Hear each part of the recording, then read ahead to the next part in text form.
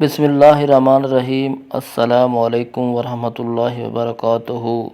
شروع اسلام میں حضرت محمد صلی اللہ علیہ وسلم کے صحابہ رضی اللہ عنہ جب روزے سے ہوتے، افطار کا وقت آتا تو کوئی روزے دار اگر افطار سے پہلے بھی سو جاتا تو پھر اس رات میں بھی آنے والے دن میں بھی انہیں کھانے پینے کی اجازت نہیں تھی، حالانکہ پھر شام ہو جاتی۔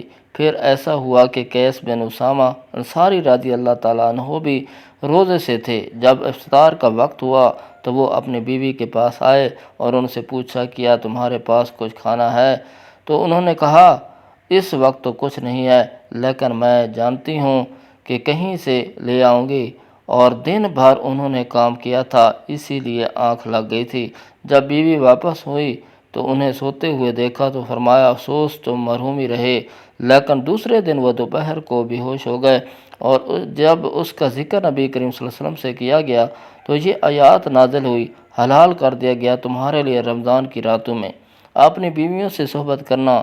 اس پر صحابہ رضی اللہ تعالیٰ عنہ بہت خوش ہوئے اور یہ آیات نازل ہوئی، کھاؤ پیو یہاں تک کہ ممتاز ہو جائیں، تمہارے لیے صبح کی سفیدی کی دھاری صبح صادق اور سیاہ داری صبح کاذب سے ہے۔